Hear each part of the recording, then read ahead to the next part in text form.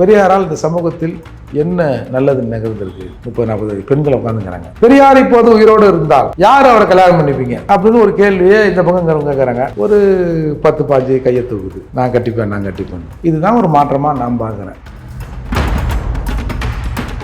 First இந்த தந்தை பெரியார்ன்றதை நிறுத்துங்க. யாருக்கு தந்தை? அவரு பிசிக்கல் ரிலேஷனுக்கு ஒரு தந்தை, கூப்பிடுறதுக்கு ஒரு தந்தையா?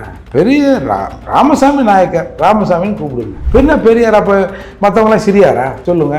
எங்க வீட்டுக்கு தான் 4-5 பெரியார் இருந்தாங்க. பெரியாரால் ஏமாற்றி வயிறு வளர்ப்பவர்கள் பெரியாரை கொண்டாடட்டும். பெரியாரால் ஏமாற்றப்பட்ட சமூகம் நாங்க எப்படி இதை கொண்டாடுவோம்? ஒண்ணுமே பண்ணாத ஆளை கோயில் போராட்டம் பண்ணாருன்னு எங்களை ஏமாத்துறீங்களே. அதாவது ஏமாந்தவங்க எப்படி ஏமாத்தியவனை போய் நாங்கள் போட முடியும்?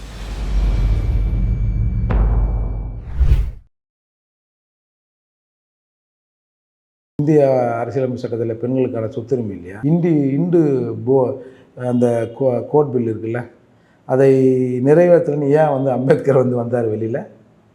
என்னையா கதை விடுறீங்க? நீங்கள் கட்சி ஆரம்பிச்சதே 70 வருஷம் தான் ஆகுது, இல்லை 100 ஆண்டு கூட சொல்லுங்கள். அப்படியே தலைகீழாக நாங்கள் தான் பண்ணன்றீங்க. எனக்கு தெரிஞ்சு ராமசாமி அவர்களால் ஒன்று நிறைவேறிக்குன்னா, நான் பார்த்த வகையில் அங்கங்கே ரோட்டில் லேடிஸ்லாம் அழகாக தம் வச்சுக்கின்னு டீ வச்சுன்னு அடிக்கிறத பார்க்குறோம். அப்புறம் எல்லாம் பெரிய பாப்கட்டு அது இதெல்லாம் வெட்டிக்கின்னு, ஏன் அவர் தான் போவாரா? நாங்கள் போக மாட்டோமா? எங்களுக்கு சம உரிமை அப்படின்னு சொல்கிறத நம்ம பார்த்துருக்கோம். பெண்களே இல்லாத ஆண்களை அலோவ் பண்ண மாட்டோம் பாருங்க பார்த்துருக்கேன். பேரா போனோம், இல்லை பெண்களுக்கு மட்டுமே தனி பாரு, இல்லை பேரா போனால் கொஞ்சம் கம்மி, அப்படிலாம் பார்த்துருக்கோம். அதாவது மாதர் செம்மை இழிவு செய்யும் மடமையை கொளுத்துவோம் தான் சொன்னாங்க. அவன் என்ன பண்ணுறான், அவனுக்கு இதுக்கெல்லாம் நானும் பண்ணுறேன் அப்படின்னு யாரும் சொல்லலை. இன்றைக்கு பெரியார் ஓவரால் பெரியாரால் இந்த சமூகத்தில் என்ன நல்லது நிகழ்ந்திருக்கு அப்படின்னு நான் கண்ட காட்சி ஒன்று. ஒரு 10-20-30-40 பெண்கள் உட்காந்துக்கிறாங்க. பெரியார் இப்போது உயிரோடு இருந்தால் யார் அவரை கல்யாணம் பண்ணிப்பீங்க அப்படின்னு ஒரு கேள்வியே இந்த பக்கம் கேட்குறாங்க. ஒரு 10-15 கையை தூக்குது, நான் கட்டிப்பேன். இதுதான் ஒரு மாற்றமாக நான் பார்க்குறேன். வேறு என்ன சொல்கிறது இல்லை. ஃபஸ்ட் இந்த தந்தை பெரியார்ன்றதை நிறுத்துங்க. யாருக்கு தந்தை? அவர் அப்பா தனபால், அவங்க அப்பா நடேசன், அவங்க அப்பா போர்வரான். எங்கே வந்தார்? இல்லை ஃபிசிக்கல் ரிலேஷனுக்கு ஒரு தந்தை, கூப்பிட்றதுக்கு ஒரு தந்தையா? பெரிய ராமசாமி நாயக்கர், ராமசாமின்னு கூப்பிடுங்க. என்ன பெரியார்? அப்போ மற்றவங்களாம் சிரியாரா? சொல்லுங்கள். எங்கள் வீட்டுக்கு தான் 4-5 பெரியார் இருந்தாங்க. அதனால் இது யார் தெரியுமா சொல்கிறது? பெரியாரால் ஏமாற்றி வயிறு வளர்ப்பவர்கள் பெரியாரை கொண்டாடட்டும். பெரியாரால் ஏமாற்றப்பட்ட சமூகம் நாங்கள் எப்படி இதை கொண்டாடுவோம்? இன்றைக்கு நடக்கிற திராவிடத்தின் பேரால் நடக்கிற எல்லா தீமைகளுக்கும் காரணம் நீங்கள் சொல்கிற ராமசாமி. அந்த காரணத்தால் இன்றளவும் பாதிக்கப்பட்டிருப்பவர்கள் தமிழர்கள், அதிலும் ஆதித்தமிழர்களாக பறையர்கள். சார் காட்டுங்க, எங்கே போனார், எந்த கோயிலில் போனார், என்றைக்கு போனார் காட்டுங்க. சொல்லுங்கள் சார். வைக்கத்துக்கு போனார். யாரும் இல்லை. வைக்கம் போராட்டமே ஒரு சீட்டிங் போராட்டம் தான். வைக்கத்துக்கு அங்கே கேரளாவில் இருக்கிற அந்த கம்யூனிஸ்ட் கட்சி காங்கிரஸ் கட்சி தலைவர்கள் போராட்டம் பண்ணி உள்ளே போயிடுறாங்க. அப்போ அந்த போராட்டத்தை விட்டக்கூடாதுன்னு அன்றைய காங்கிரஸ் கமிட்டி தலைவராக இருந்த ராமசாமியை காந்தி கடிதம் போட்டு, அந்த பக்கம் கொஞ்சம் போயிட்டு வாயா, அந்த போராட்டம் அனேதியாக நிற்குதுன்னு சொன்னார். அதில் கொஞ்ச நாள் சிறைப்பட்டார். நம்ம அதெல்லாம் மறுக்கலை. அதுக்கப்புறம் அவர் அந்த பக்கம் டேர்ன் ஆகவே இல்லை.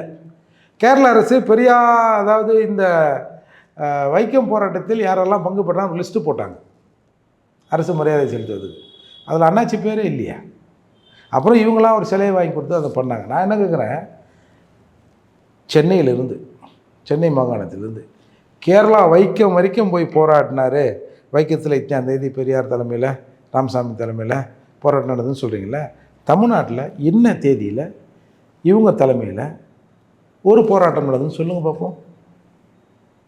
இவங்கெல்லாம் அந்த ராஜாஜி அவர் கிராஸு அது இதுன்னு சொல்கிறாங்கல்ல. இந்த கோயில் உரிமை பாதுகாப்பு சட்டத்தை போட்டது யார் தெரியுமா? எல்லாரும் கோயிலுக்கு போகலான்னு இதே ராஜாஜி தான்.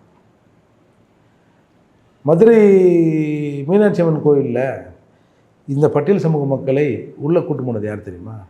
கக்கன், வைத்தியநாத ஐயர், இந்த மாதிரி போன்றவர்கள். அதில் பெரும்பங்கு முத்துராமலிங்க தேவருக்கு இருந்தது. வராலாவா பார்த்துருவோம் அப்படின்னு ஒரு காலத்தில் இருந்தாங்க. உடனே இது முத்துராமலிங்க தேவர் கேள்விப்பட்டு அந்த போராட்டம் பண்ணிக்கு நானும் வரேன்னு ஒரு கடிதத்தை கோயிலுக்கு போடுறாரு. அந்த ஆள் வந்தாங்க, பிரச்சனை நடந்துறியான்னு அவங்க அமைதியானாங்க. இவங்க கோயிலுக்கு போனாங்க. இந்த மாதிரி சார் நீங்கள் என்ன பெரியாரா சார்? நான் பண்ணியிருக்கிறேன் கோயில் போராட்டம். கரூரில் அருந்ததிய மக்கள் ஒரு ஊரில் கோயிலுக்குள்ளே அலௌடு இல்லை. நேராக நாங்கள் ஒரு ஆர்ப்பாட்டத்துக்கு போனோம். அப்போ எங்கள் பொறுப்பாளர் சொன்னார், ஏன்னா இந்த மாதிரி அருந்ததியர் பகுதி ஒன்றுனா அந்த கோயிலுக்குள்ளே சார் சின்ன கோயில் தான் சார், ஒன்றும் மிக பிரமாண்ட கோயிலெலாம் இல்லை, ஒரு மீடியமான கோயில், உள்ளே விடமாட்டேன்ட்டு பிரச்சனையாக போச்சுன்னாங்க. சரி என்ன பண்ணால் இங்கேருந்து எவ்வளோ தூரம் நான் என்னென்ன ஒரு 10-15 கிலோமீட்டர் வரும், எட்ரா வண்டியை போவோம். அப்போ நேராக போனோம் அந்த ஊருக்குள்ளே. நேராக போய் நாங்களே கோயிலை திறந்தான்னு வச்சுங்க. அந்த உள்ளே திறந்து நேராக நானே மணி எடுத்து பூஜையை போட்டு ஜனங்களை வர வச்சு கொடுத்தேன். என்னை பெரியார் இருந்தாங்களாம். அப்போ இங்கே நம்ம திருவள்ளூர் மாவட்டத்தில் சின்ன மண்டலின் கிராமம்னு நினைக்கிறேன், அங்கே ஒரு எஸ்சி பெண் கோயிலுக்குள்ளே போனான்னு அடிச்சிட்டாங்க. அடித்து வெளியே தள்ளி பிரச்சனை பண்ணிட்டாங்க. நேராக போனோமே கோயிலுக்குள்ளே, கூப்பிட்றா பூசையை போடுறா. அப்போ நாங்கள் அந்த பெண்ணையும் கூட்டும் போய் அந்த ஜனங்களையும் எல்லாரையும் கூட்டும் போய் பண்ணோம். இதெல்லாம் சொல்ல மாட்டேறீங்க. ஒன்றுமே பண்ணாத ஆளை வந்து கோயிலோட போராட்டம் பண்ணாருன்னு எங்களை ஏமாத்துறீங்களே. அதால் ஏமாந்தவங்க எப்படி ஏமாத்தியவனை போய் நாங்கள் போட முடியும், பாராட்ட முடியும்? அதால் அவரால் வயிறு வளர்ப்பவர்கள் யாராவது அவரை தூதி போடுவாங்க. ஏன்னா இந்த வாழ்க்கையை நீ கொடுத்த வாழ்க்கை தான் சாமி, நீ தான் எங்களுக்கு ஏமாற்ற கற்றுக் கொடுத்த, உன்னால தான் நாங்கள் இன்றைக்கி நல்லா இருக்குன்றவங்க ஃபாலோ பண்ணட்டும்.